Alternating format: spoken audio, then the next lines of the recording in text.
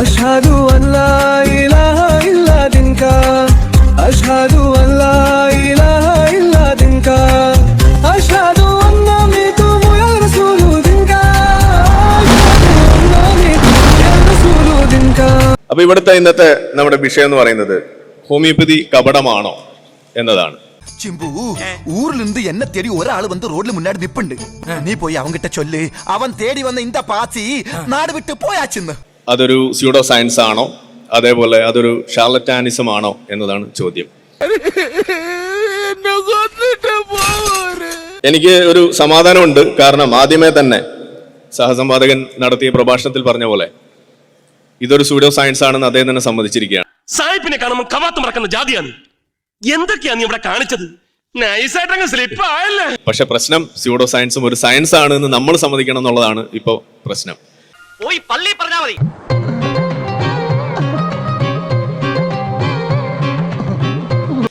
അത് ഇച്ചിരി ബുദ്ധിമുട്ടുള്ള കാര്യമാണെന്നുള്ളതാണ് നമുക്ക് പറയാനുള്ളത്. കാരണം pseudo science is not science. നിങ്ങൾ എന്ത് പ്രാന്തായി പറയുന്നത്? എനിക്കൊന്നും മനസ്സിലാവുന്നില്ല. മനസ്സിലായില്ല? മനസ്സിലാക്കി തരാം. Flashback. ഈ പുതിയ തന്ത എന്നെ എങ്ങനെ രക്ഷിക്കുന്ന അച്ഛൻ പറയണേ. നാരായണിമംഗലം നാരായണൻ ആരാണെന്നാ നിന്റെ വിചാരം? അവൻ കലക്കാൻ പോണ കലക്ക് കണ്ടോ? ആദ്യം ഞാൻ സയൻസിനെ കുറിച്ച് ചില കാര്യങ്ങൾ പറയുകയാണ്. സയൻസ് എന്നാൽ അറിവെന്നാണ് അർത്ഥം. സത്യമാണോ ഈ പറയുന്നത്? ആ അറിവിനെ അനുഭവങ്ങളുടെ തീച്ചൂളയിൽ പാകപ്പെടുത്തി എടുക്കുന്നതാണ് തിരിച്ചറിവ് എന്ന് പറയുന്നത്. പണ്ഡിതനാണെന്ന് തോന്നുന്നു. അർത്ഥം പറഞ്ഞൊന്നും കേട്ടില്ലേ? പറയാൻ വാക്കുകളില്ല. റിയലി അമേസിംഗ്, അമേസിംഗ് എന്ന് പറഞ്ഞാൽ അമേസിംഗ്. അന്ധവിശ്വാസത്തെ മാറ്റാൻ വേണ്ടി എസൻസ് സയൻസിനെ പ്രയോഗിക്കുമ്പോൾ ഹോമിയോപ്പതിയെ മനസ്സിലാക്കുന്ന കാര്യത്തിൽ എസൻസ് അല്പം അന്ധവിശ്വാസത്തിലാണോ എന്ന് ഞാൻ സംശയിക്കുകയാണ്. എവിടെയോ എന്തോ ഒരു തകരാറ് പോലെ. ശാസ്ത്രത്തെ സംബന്ധിച്ച് അശാസ്ത്രീയം എന്ന ഒന്നില്ല. എല്ലാം ശാസ്ത്രത്തിന്റെ പരിധിയിൽ വരുന്നതാണ്. സ്യൂഡോ സയൻസും ശാസ്ത്രത്തിന്റെ പരിധിയിൽ വരേണ്ടതാണ്. നീ എന്ത് തേങ്ങയാണ് പറയുന്നത്? എനിക്കൊന്നും മനസ്സിലാവുന്നില്ലല്ലോ. ഇതൊരു സ്യൂഡോ സയൻസ് ആണെന്ന് അദ്ദേഹം തന്നെ സമ്മതിച്ചിരിക്കുകയാണ്. പക്ഷെ പ്രശ്നം സ്യൂഡോ സയൻസും ഒരു സയൻസ് ആണ് എന്ന് നമ്മൾ സമ്മതിക്കണം എന്നുള്ളതാണ് ഇപ്പോ പ്രശ്നം. എങ്ങനെയുണ്ട് എന്റെ ബുദ്ധി? കൊണ്ടുപോയി ഉപ്പിലിട്ട് വെക്കുക. ഒരു കാര്യം ഒരു കൂട്ടർക്ക് മനസ്സിലാകുകയും മറ്റൊരു കൂട്ടർക്ക് മനസ്സിലാകാതെയും വരാതിരുന്നാൽ അത് ആ കാര്യത്തിന്റെ കുഴപ്പമല്ല, സമീപനത്തിന്റെ കുഴപ്പമാണ്. I have been in Singapore for a long time. Homeopathy വ്യാജമാണെങ്കിൽ ഒരു ഹോമിയോ ഡോക്ടർക്കും റിസൾട്ട് കിട്ടാൻ പാടില്ല. എന്റെ കയ്യിലുണ്ടെങ്കിലല്ലേ അച്ചായ എന്റെ കയ്യിലുണ്ടെന്ന് ആൾക്കാരറിയൂ. എന്റെ കയ്യിലില്ലല്ലോ, ഞാൻ ഒളിപ്പിച്ചു വെച്ചില്ലേ. നിലവിൽ മികവിറ്റ ശാസ്ത്രശാഖകൾ, വൈദ്യശാസ്ത്ര ശാഖകൾ ഉള്ളപ്പോൾ പിന്നെ എന്തിനാണ് ഹോമിയോപ്പതി ഉണ്ടാക്കിയത്? ഇത് ഞാൻ അങ്ങോട്ട് ചോദിക്കേണ്ട ചോദ്യമല്ലേ. ഡോക്ടർ ഹെറിങ് ഹോമിയോപ്പതിയെ വിമർശിക്കാൻ വേണ്ടി അലോപ്പതിക്കാർ നിയോഗിച്ച ഒരു പ്രതിഭാശാലിയായ MD സ്റ്റുഡന്റ് ആയിരുന്നു. അദ്ദേഹം ഹോമിയോപ്പതിക്കെതിരെ ഒരു വിമർശന കാവ്യം തന്നെ തയ്യാറാക്കി. അതൊരു വലിയ കഥയാ. അയ്യോ, എനിക്ക് പോയിട്ട് കുറച്ച് ധൃതി അല്ല, ഞാൻ ചുരുക്കി പറയാം. അവസാനം ഹോമിയോപ്പതി സത്യമാണെന്ന് തിരിച്ചറിഞ്ഞ ഹെറിങ് താൻ എഴുതിക്കൂട്ടിയ വിമർശനങ്ങളെല്ലാം കത്തിച്ചു കളഞ്ഞിട്ട് കണ്ണുനീരോടുകൂടിയാണ് ഹോമിയോപ്പതിയിലേക്ക് വന്നത്. അതായത് 12Xന് ശേഷം മോളിക്യൂൾ ഇല്ലെന്ന് പറയുന്ന ആളുകൾ തന്നെ പറയുന്നു ആർസെനിക് ആൽബം പോയിസണസ് ആണ്. ഇപ്പൊ സലീം മേട്ടന്റെ ഒരു ഡയലോഗാണ് എനിക്ക് ഓർമ്മ വരുന്നത്, എന്തിനോ വേണ്ടി തിളയ്ക്കുന്ന സാമ്പാർ എന്ന് പറയുന്നത്. ഇത് ഫലിക്കുന്നു എന്നതിന് ഒരു തെളിവ് പോലും ഇല്ല എന്നതാണ് ഇതിന്റെ രണ്ടാമത്തെ കാരണം. അതൊക്കെ നാട്ടുകാർക്ക് അറിയാവുന്ന കാര്യമല്ല അല്ലേ. ഹോമിയോപ്പതിയിൽ പറയുന്ന സംഗതികൾ 100% നിങ്ങൾ അംഗീകരിക്കുന്നുണ്ടോ ഇല്ലേ? പിന്നെ മുഴുവനും സത്യമോ? മുഴുവനും സത്യമല്ല, എന്നാലും മുക്കാലും സത്യമാ. പിന്നെ വേറെയുണ്ട് ഹെയർ ട്രാൻസ്മിഷൻ. ഹോമിയോ മരുന്ന് എടുക്കുന്നു, മുടി പറിക്കുന്നു, അതിനകത്ത് വെക്കുന്നു, വേറെ ആളുകളിലേക്ക് അത് എത്തിക്കുന്നു. അത് ചന്ദ്രനിലായാലും എത്തും എന്നാണ് ഹോമിയോപ്പതിക്കാർ പറയുന്നത്. ശാസ്ത്രത്തിന്റെ ഒരു വളർച്ച. MP3 മെഡിക്കേഷൻ, മരുന്നുകളുടെ ലക്ഷണങ്ങൾ MP3-ലാക്കി കൊടുക്കും, അത് കേൾക്കും, അസുഖം മാറും. എങ്ങനെയാണ് മാറുന്നതെന്നൊന്ന് പറഞ്ഞു തരണം. അതേപോലെ മെഡിസിന്റെ ചിത്രങ്ങൾ അല്ലെങ്കിൽ അതിന്റെ പേരെഴുതി ചിത്രമാക്കി വെച്ചിട്ട് അത് നിങ്ങൾ തലവണയുടെ അടിയിലൊക്കെ വെച്ച് കടന്ന് ഡ്രീം സ്വപ്നത്തിൽ കണ്ടുകൊണ്ട് അസുഖം മാറുന്നു. ഇതൊക്കെ വിശ്വസിക്കുവോ? പിന്നെ വിശ്വസിച്ചിട്ടുണ്ട്. 2018 NHS ഡിക്ലെയർ ചെയ്തു. UK ഇതിന് തെളിവില്ല. അതിനുശേഷം ഫ്രാൻസിൽ പറഞ്ഞു തെളിവില്ല, അവിടെ ഡീഫണ്ട് ചെയ്തു. അടുത്തത് റഷ്യയിൽ പറഞ്ഞു, റഷ്യൻ അക്കാഡമി ഓഫ് സയൻസ്, ഇതിന് തെളിവില്ല. അടുത്തത് ഹംഗറിയിൽ പറഞ്ഞു തെളിവില്ല. സ്വീഡനിൽ പറഞ്ഞു തെളിവില്ല. പണിയെടുത്ത് തിന്നണമെന്നൊക്കെ ആഗ്രഹമുണ്ട് സാറേ, പക്ഷെ പറഞ്ഞു പറ്റിച്ച് തിന്നാലേ വായിന്നിറങ്ങുള്ളൂ. അങ്ങനെ ഒരു അടുത്ത സെക്ഷനിലേക്ക് കയറുകയാണ്. അദ്ദേഹം പറഞ്ഞ ചോദ്യത്തിനെല്ലാം ഉത്തരം കൃത്യമായി തരാവുന്നതാണ്. അതൊക്കെ ഇരിക്കത്തേ ഉള്ളൂ. അലോപ്പതി ഇല്ല എന്നും ഇന്നെല്ലാം ആധുനികമായി മാറി എന്നും എസൻസ് പറയുമ്പോൾ എസൻസിനോട് നമ്മളോടൊരു ചോദ്യമുണ്ട്. നമുക്കൊരു ചോദ്യം, ഈ അലോപ്പതിയെ എസൻസ് ഒരു സ്യൂഡോ സയൻസ് ആയി കാണുന്നുണ്ടോ? പക്ഷെ കുടമാറ്റം നന്നായത് പാറമേക്കാവിന്റെ ആണെങ്കിലും വെടിക്കെട്ട് നന്നായത് തിരുവമ്പാടിരിയ. ആ കാര്യത്തിൽ താൻ എന്നോട് വാദിക്കണ്ട. ഇപ്പൊ ഈ പേര് മാറ്റുമ്പോൾ എനിക്ക് ശ്രീനിവാസൻ ചേട്ടന്റെ ഒരു കഥാപാത്രത്തെയാണ് ഓർമ്മ വരുന്നത്. ഇപ്പോൾ ഞാൻ രാജപ്പനല്ല, സൂപ്പർ സ്റ്റാർ സരോജ് കുമാർ ആണെന്ന് പറയുന്ന പോലെയാണ് ഞങ്ങൾക്ക് തോന്നിക്കുന്നത്. അതും നോക്കാതെ പറയാൻ കഴിയില്ലല്ലേ, ഓർമ്മശക്തി തീരെ കുറവാണല്ലോ. ഞാൻ 7 ചോദ്യങ്ങൾ ഇവിടെ മുന്നിൽ വെച്ചിരുന്നു, അതിലൊന്നിൽ പോലും അദ്ദേഹം തൊട്ടിട്ടില്ല. ഈ പുഷ്പങ്ങളെല്ലാം ഇവിടെ കൃഷി ചെയ്യുന്നതാണെങ്കിൽ നല്ല രസമുണ്ട്. ഞാൻ ചോദിച്ചതിന് മറുപടി കിട്ടിയില്ല. ഞാൻ ഇവിടെ മുന്നോട്ട് വെക്കുന്ന ചോദ്യം ഇതാണ്. ഹാനിമാൻ ഓർഗൻ ഓഫ് മെഡിസിനിൽ പറയുന്നത് ഒരു മീസിൽസ് രോഗിയിൽ നിന്ന് മറ്റൊരു മീസിൽസ് രോഗിയിലേക്ക് അസുഖം പകരുന്നതിന് അവിടെ വൈറസോ ബാക്ടീരിയോ ഫംഗസോ അങ്ങനത്തെ ഒരു ജാതി സാധനമില്ല, അവിടെ ഒരു കുട്ടിച്ചാത്തനാണെന്നാണ് പറഞ്ഞു വെക്കുന്നത്. ഈ പറയുന്ന സംഗതി ഇന്ന് നിങ്ങൾ ആക്സെപ്റ്റ് ചെയ്യുന്നുണ്ടോ ഇല്ലേ, ഇത് കൃത്യമായിട്ടൊന്ന് പറഞ്ഞു തരാം. ഞാനൊരു സത്യം പറഞ്ഞ് വിശ്വസിക്കൂ. എന്നാ എനിക്കത് ഓർമ്മയില്ല. 7 ചോദ്യമുള്ളതിൽ ഒരെണ്ണം ഞാൻ ഓൾറെഡി ആവർത്തിച്ചു, 2 എണ്ണം കൂടി ഞാൻ ആവർത്തിക്കുകയാണ്. ബാക്കിയുള്ളത് നിങ്ങൾ അതിനുശേഷം സമയം ഉണ്ടെങ്കിൽ പറഞ്ഞാൽ മതി എന്നാണ് ഞാൻ ഒരു കൺസെഷൻ തരികയാണ്. ക്ഷമിക്കണം, ഉപദ്രവിക്കരുത്, ജീവിതമാണ്. ഇന്ന് ഹാനിമാൻ ജീവിച്ചിരിപ്പുണ്ടെങ്കിൽ ഹോമിയോപ്പതി കണ്ടുപിടിക്കാനുള്ള ഒരു കാരണം നിങ്ങൾ പറയാ. ഒന്നാമത്തത്. 2, ഹോമിയോപ്പതി ഫലിക്കുന്നു എന്നതിന് ഒരു ഉദാഹരണം, ഒരു പബ്ലിഷ്ഡ് എവിഡൻസ് ഒരെണ്ണം നിങ്ങൾ മുന്നോട്ട് വെക്കുക. ഗോപാല, ഇനിയിപ്പോ ഞാൻ എന്താണ് ചെയ്യുക? കൃത്യമായിട്ടൊന്നും പറയാതിരിക്കുക, കിടന്ന് ഉരുളുക, അതേ രക്ഷയുള്ളൂ. സമയക്കുറവുള്ളവനാണ്. നമുക്ക് ഹാനിമാൻ പറഞ്ഞ എല്ലാ തിയറികളെയും നമ്മൾ ഇന്നും പൂർണ്ണമായും വിശ്വസിക്കുന്നുണ്ട്. തോന്നി അതങ്ങനെ വരൂ, അതങ്ങനെ സംഭവിക്കൂ. എവിഡൻസ് പറയുന്നു, എസൻസ് പറയുന്നു, നിങ്ങൾക്ക് അസുഖം വരികയാണെങ്കിൽ നിങ്ങൾ അവിടെയും ഇവിടെയും പോകാതെ എവിഡൻസ് ബേസ്ഡ് മെഡിസിനിൽ സ്വീകരിക്കണമെന്ന്. എന്തോന്നാടോ ഇത്, എവിടെ നിന്ന് കിട്ടിയോടോ ഈ ഉണ്ടാക്കണേ? ജനറ്റിക്സിനപ്പുറം ഒരു രോഗകാരണം കണ്ടെത്താൻ ഒരു മോളിക്കൂൾ ഇല്ലാത്ത ഗതികേടിൽ എത്തിയിട്ട് ഒരു അവസ്ഥയിലാണ് അവർ നിൽക്കുന്നത്. ജോസിന് എന്താ ഐഡിയ പറയാണ്ട്? എന്താ ജോസേ? ഹരിശ്രീ അശോകൻ ചേട്ടൻ പണ്ട് പറഞ്ഞതുപോലെ ഈ നാടും കൂടെ വിട്ടുപോയാൽ പിന്നെ എനിക്ക് നാട് വിട്ടുപോകാൻ ഒരു നാടില്ലല്ലോ എന്ന് പറയുന്ന കണക്ക്. ഇതെനിക്ക് ഇപ്പോ പ്രസ്സിൽ വെച്ച് തോന്നിയതാണ്. ദിനേശ് ചേട്ടൻ എന്ത് പറ്റി?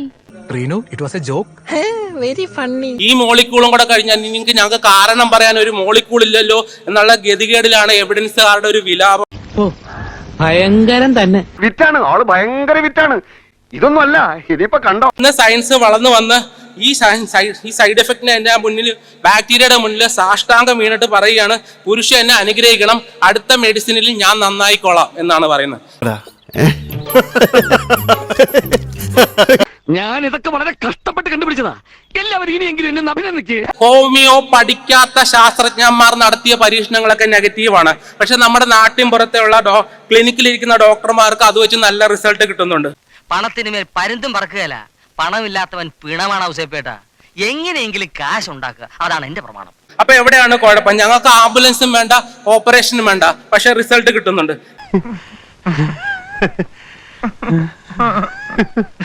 എന്റെ തലയ്ക്ക് മുകളിൽ ഒന്നുമില്ല, തലയ്ക്കുള്ളിലും ഒന്നുമില്ല.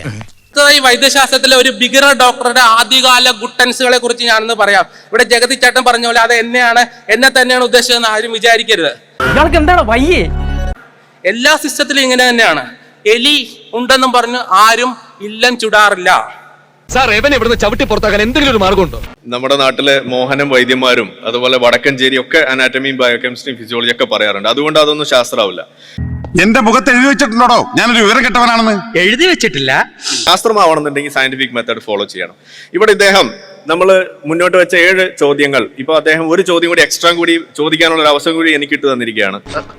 നമുക്ക് അർജന്റായിട്ട് പുറത്തേക്കൊന്ന് പോകണം. ഇനി ഇതില് ഇദ്ദേഹം പറഞ്ഞ മറ്റൊരു ചോദ്യം അല്ലെങ്കിൽ പറഞ്ഞൊരു സ്റ്റേറ്റ്മെന്റ് എന്ന് പറയുന്നത്, ഈ വൈറ്റലിസം മെഡിക്കൽ സയൻസിൽ നിന്ന് ഇപ്പോഴും പോയിട്ടില്ല, ബാക്കിയൊക്കെ മെറ്റീരിയലിസ്റ്റിക് ആയി ഇപ്പോഴും ഇത് ഹോമിയോപ്പതിയിൽ തങ്ങി നിൽക്കുന്നുണ്ടെന്നാ പറഞ്ഞത്.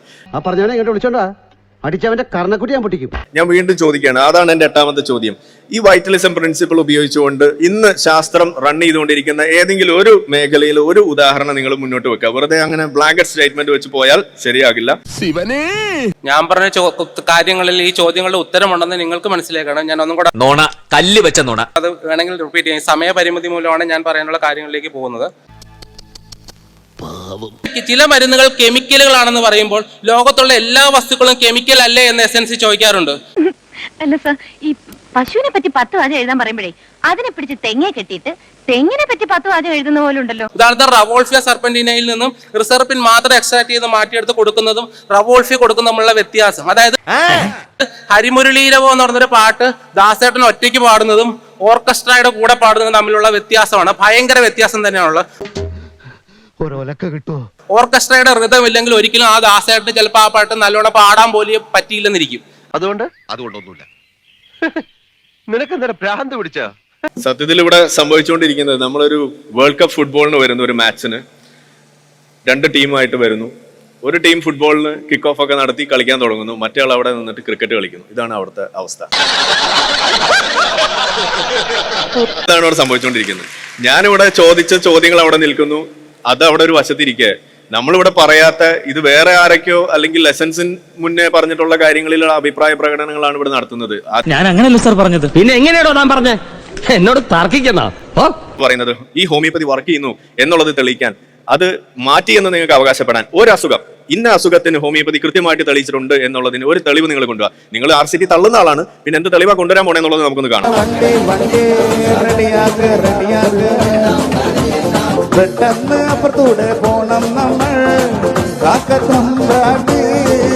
സമയമുള്ളൊരു ചർച്ചയായിരുന്നെങ്കിൽ അത് വളരെ രസകരമായി പോകാറുണ്ട്. ഇത് നമ്മളെ ടൈം പ്രഷർ ഇവിടെ ഭയങ്കര ഉണ്ട്.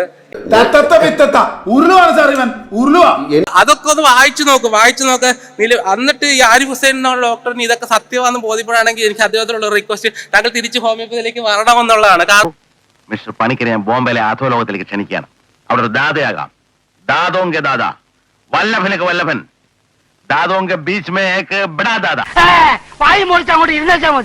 എന്തുകൊണ്ട് 250 വർഷമായിട്ട് ഹോമിയോപ്പതിയിൽ ഒരു മരുന്ന് മാറ്റേണ്ട ഗതികേടില്ലാത്തതെന്ന് വെച്ചാൽ that is well proven and well solid ആണ്.